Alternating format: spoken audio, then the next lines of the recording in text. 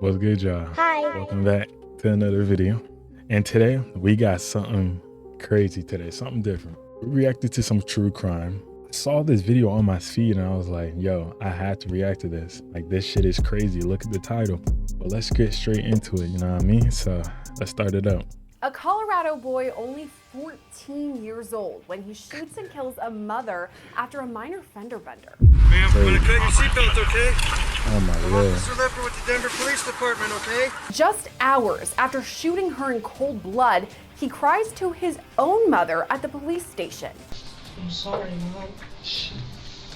Bro, Today's case sorry takes is us to crazy. Denver, Colorado, where on Crazy, bro. February 20th, 2021, 32-year-old Pamela Cabriales was on her way home from dinner with a friend. According to local TV station KUSA, Pamela's family says she was extremely giving, passionate, and loving. They describe her as a social butterfly who was always there if you needed her. Pamela worked as a real estate agent, and she was also a mother to her 6-year-old son, Leo. Oh my goodness, bro. That is bad. That's bad, bro. In pictures and in videos, Pamela seems happy and full of life. But all of that changed 4 years ago this month. Pamela was behind the wheel of her Range Rover, driving along Interstate 25 that goes right through Denver. When she stopped at a red light at an intersection of I-25 and Colfax, shots rang out. We now know the person shooting was then 14-year-old Remy Cordova. Cordova was in the passenger seat of another car that was driven by this guy named Nishan Johnson. Cordova had thought that the car had been tapped by Pamela's in a small fender bender. And according to court docs, he said, quote, "Can I bust on them?" Bro, niggas crashing out over a fender bender is crazy. An alleged fender bender. Bro, what the hell? Johnson then replied, That's bad. "Do what you gotta do. That's on you." According to KUSA, Cordova got out of the car with an AR-15 and fired 15 to 20 shots into Pamela's Range Rover. Witnesses on the scene say at first they didn't even know what was happening. Then I heard pop, pop, pop, pop, pop. And at first, it didn't register what was happening until the cars in the 2 lanes next to me started going. And then I realized, I said, oh shit, something's happening. And I ducked down and several more happened. That's Jaden. That is crazy, y'all. Niggas is some crash house, bro. Ain't no way. Aarons, who was driving home from an appointment at the time of the shooting. You said you heard multiple pops. You went pop, pop, pop, Yeah. pop. How many of those do you think you heard the first time? I'm In your gonna estimation. call it 5 to 7, perhaps. Okay, and then you said you ducked down and heard several more pops. How many more do you think you heard? Perhaps 3. Okay. With the AR-15 is crazy, bro. Second or 2. Okay. That it paused. Sure. Wasn't very long. And you never saw anybody get in or out of any vehicles? No. Okay. I, in my mind, thought it was fireworks or something. Sure. And just wasn't paying attention. When Nah, you fireworks, go around, bro. If I heard 15 shots, bro, that shit is not fireworks, bro. Especially that much, bro. Hell no. the car you're in front of, why do you go around the car? Hell no. Because the other 2 cars did it, and I felt like I was in danger, and I heard the shots coming, and I was ducking down, and I thought maybe they were gonna hit me. I was scared to go That's a that way. possibility. Again, I didn't know if they were coming from that vehicle, but I couldn't go any other way, so. Another witness. There We were got more another witnesses witness. too, like Alex Martinez, who was driving home from a soccer game. When he got out, he had his hoodie on, and he turned to face towards north, and all I see is the side of his forehead, so literally right here. Okay. And then that's when I noticed that he lifted up his arm, and his arm was being covered by the top of the car. And I'm in a Ford Edge, so I say it's a pretty big car. He was about like 5'6", 5'7", and that's when I noticed that he had a gun. So my first instinct when I heard it was to get down just in case if they started shooting towards me. I did not physically see the weapon. Okay. I seen the light from when you shoot the gun, and you have the light and the sound. Okay. So that's what I heard. I heard So- the Shit. So the light, like the muzzle flash, we call it. It's like the like when you like when you fire fireworks, yeah. or you fire a gun and Yeah. and it comes out, those gases escape. And what color was that you saw? When I looked over, the first time I heard it, I got goosebumps, so I looked over, and I just remember seeing white, so... Okay, but you saw the Damn. muzzle flash. Yeah. Is what we call it. Yeah, the muzzle flash. Coming out. How many times do you think you That's saw heavy, flashes? About 6 times. Okay.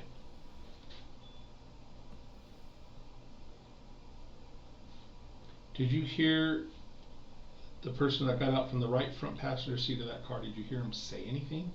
No. Did you hear them yell anything? No, not really. I didn't hear anything at all because my music was... I had my music loud because I'm a big fan of music. And I had my music going. And I was bumping some music just to hear some shots, bro. And I look Crazy. over and then I just see the light, like the white, whatever you guys call it. And then that's when I got goosebumps on my arm because I just knew that. But when I was driving away, I noticed one in the rear mirror poke his head out, like look back. Tell me more about that. So I was going, because my first instinct was to get away because I was scared. So I was going, and then I was trying to get away quickly as possible. And I look in the rear mirror, and I see the Range Rover in there. And I look in, and I see the Honda coming. And I just see a head go like this. But it had a hoodie on, so... Okay, and was that from the front area of the car or the rear area of the car? So from the passenger side or driver's side? Driver's side. It was a black hoodie. Okay. So it came from the driver?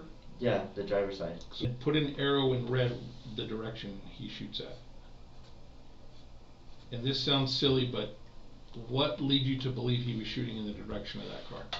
Well, cause when he started shooting, I noticed that the light from when he shot it was going backwards. Okay. So I was like, alright.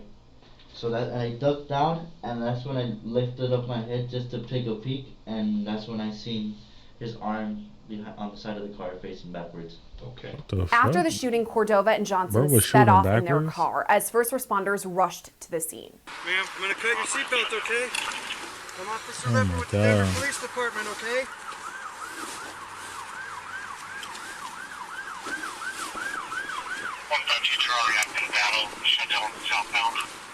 Here's the scene from another perspective. Here,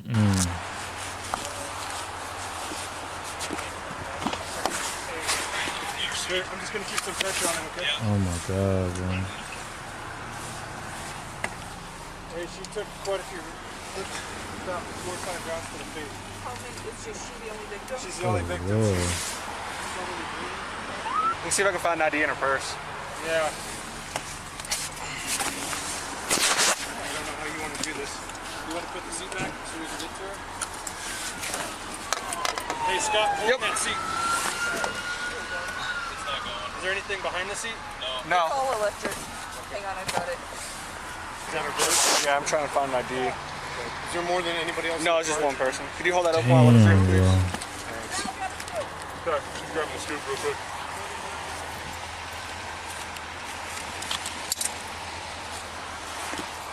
Check in this pocket. 160, yeah.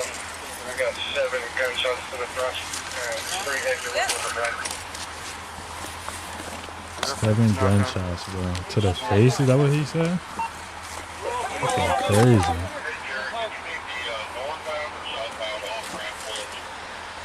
Coming head first.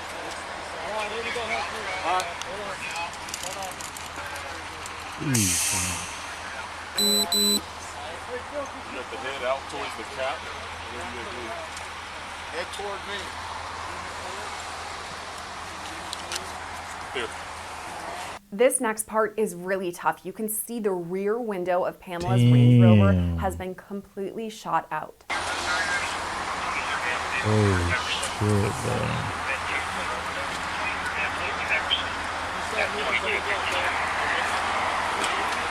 Oh, big ass hole in the back, bro.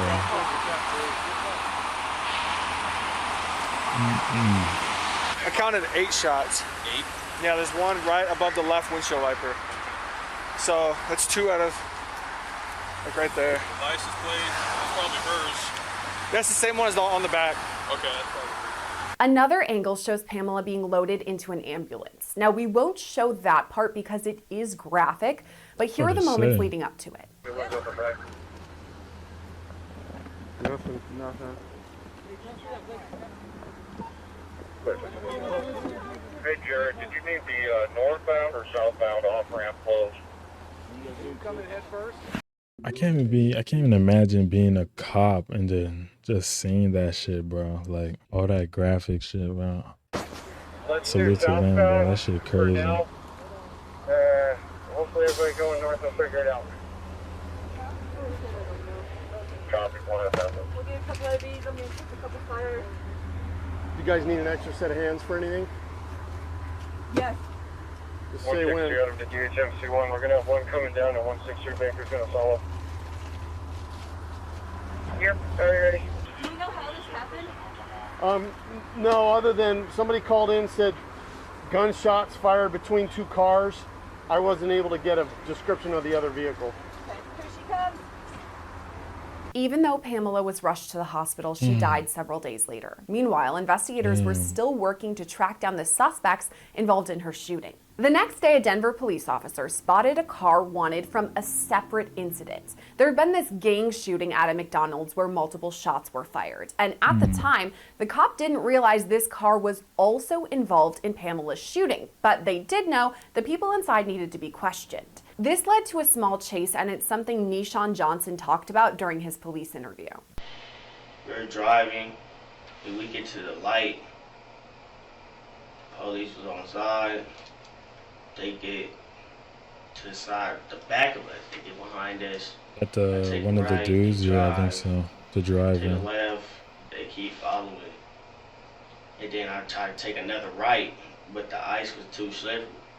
So I hit the curb, and that's when they turned the lights on. Tell me more about the conversation in the car. Who notices the police either on the side of you or behind you? I mean, we all did, to be honest, because when you're looking at when you at the stop sign, you're gonna look at your window. Okay. And then when I looked out the window, I seen the police pull up. What is the conversation in the car? Really wasn't no conversation in the car, but they could go. I'm sorry? I said it wasn't no conversation in no car, but go. But go? Yes. Why was that? I don't know. Okay. Earlier you told me because you didn't have a license. Yeah, like I don't have no license, but that's what they was telling me. You said what was the conversation? What the hell? Okay. You said what conversation did we have while the police was behind us? And who was telling you to go? Little bro. He was like, bro, just go. You feel me? I mean, don't have no license. Okay. You feel me? Not finna pull off. Did little bro say he was hot? Nah. Did he Just say like, nigga, go. Bro, Go. what? Okay. Did little bro say he was out? Like, nowadays, this young generation is gonna run from the police or do anything from the police. Now, you feel me? So you that's listened to how it him. was. So you listened to him and you went. That's how it was. You feel me? Because after they turned on their lights, everybody started panicking. Tell me how they panicked. How did you know they panicked, Nishan?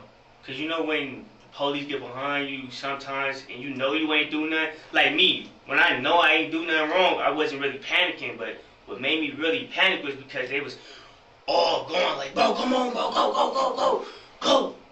And I don't have a license. I was like, bro, that ain't true. I ain't stopping. Fuck it, come on. And I hit the car and everything. You feel me? So it was like everything happened so quick. And when he was like, go, bro, go, I was like, all right, fuck it. I don't have no license, none of that, come on. Police eventually tracked Johnson down to a shed where he was hiding, and that's where they found some incriminating evidence. You know why I'm asking all these questions? Because the we were found in, those shell casings match at our murder scene. Can you explain that to me? And you said nobody's in the shed with you. Okay? You're in there by yourself. But the same caliber shell casing that's in the shed where you're at is the same caliber at our murder scene. Can you explain that to me if nobody handed you anything? No, nobody handed me nothing. Okay, so how did that Lying, bro. end up in the shed with you? Oh, like a bitch. Oh, I ain't gonna cut it. I don't know. Okay. So I'm asking you, this is your chance to be honest, okay? And I'm not saying you're not, so please don't be offended by that. Okay, but I don't know is not going to cut it. As I told you before when we first started, it's a homicide investigation. I told you you're not free to leave, okay? You remember that? Okay. If you were there for something or somebody asked you to hold on to something, I need to know, okay? And not just for myself, but for yourself. You got a kid, right? 2. You want to see those kids grow up? Yes. Do you want to be able to hold them and not be behind glass when you see them? Wait, what did he say? And not just for myself, but for yourself. You got a kid, right? 2. You want to see those kids grow up? Yes, kids, You want bro. to be able to hold them and not be behind glass when you see them? Or do you Holy want them to shit! come and visit you during your How time? old is this dude? Again, I'm not threatening you. I'm not upset with you. But I'm telling you, this is the road we're going down. You're digging yourself a hole here. So if you have something, you know something, Nishan, now's the time to tell me. Okay, you tell me you were by yourself when you ran. Nobody else was in that shed. I asked you several times that question. You're adamant nobody was. Okay? That nigga's lying like So shit, it's one bro. of two things. Either you were there at that murder scene, or somebody gave you something to hold on to. So now's your chance to help yourself. Don't dig yourself a hole. You got one foot in this hole right now, Nishan. Okay? Okay, fine, right? Nishan, that's his name. How do you have 2 kids but no license, bro?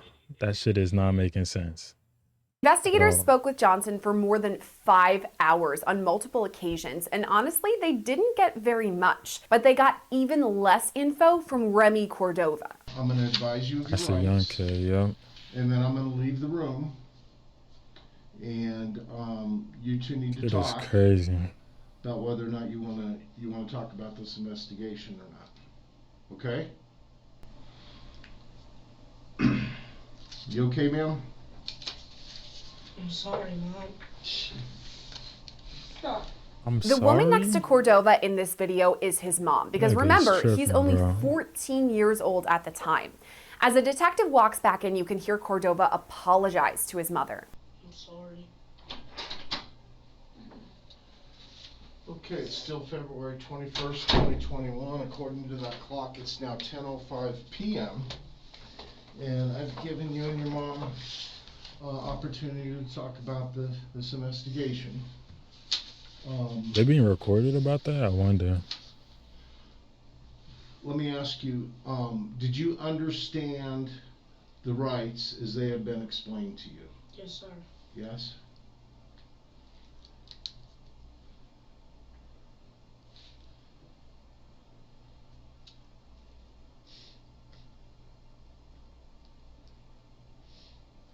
What's going on?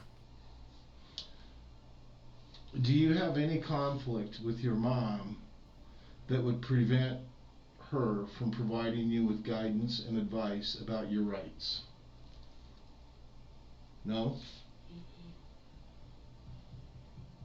With these rights in mind, are you willing to talk to us about this investigation? No, sir. You say no?